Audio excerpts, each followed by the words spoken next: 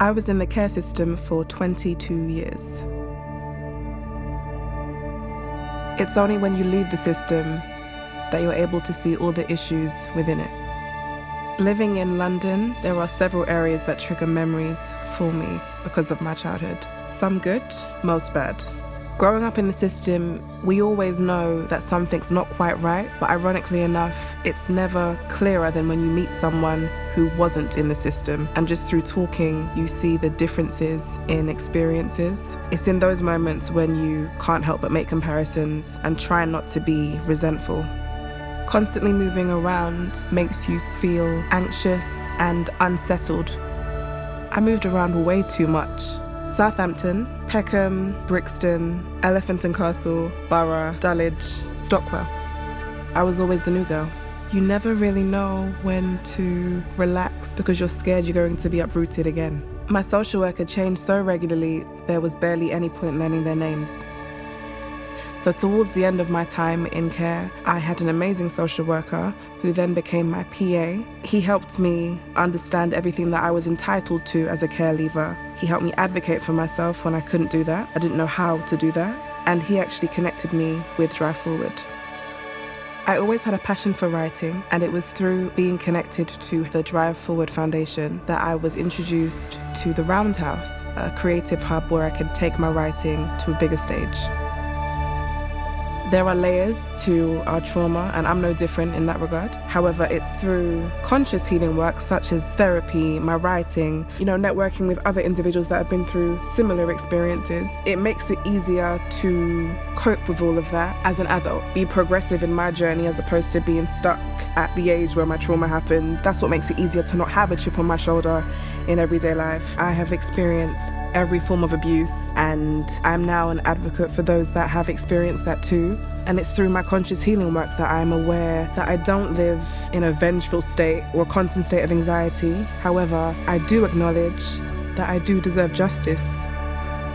I like who I am, and I think a lot of people struggle to say that about themselves fully and mean it, but I can see how my journey has added to me the good and the bad. You have one life. You are in control of how this pans out, regardless of what's happened to you. There's a saying that I like: the pain or the injury is not your fault, but healing is your responsibility.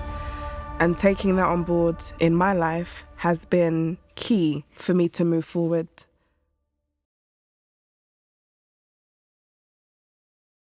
A silent survivor chains freedom to their accused. It's in silence where pins drop like bombs. She's bruised from explosions that leave fragments of triggers along each synapse. Flashback of footsteps in combat with steps. Pulse quickens. Suppressing her shivers, but that child's angst is a homing beam. The naivety and innocence are what fuels its appetite. No door is barrier enough to keep these demons at bay. Outstretched arms charge at her neck. She flinches in her slumber, counting ways to evade this real-life pursuit. Impending dread is ominous. Eyes open. Chest tight and thumping. Jaw clenched. Breath shallow as my consciousness claws itself up out of the deep. Sweat-drenched. Night terrors come, not only to plague your peace. Legends speak of tides shifting while we sleep. Waves holding convictions, fish in streams. The elders said it meant I was trusted to grant safe passage.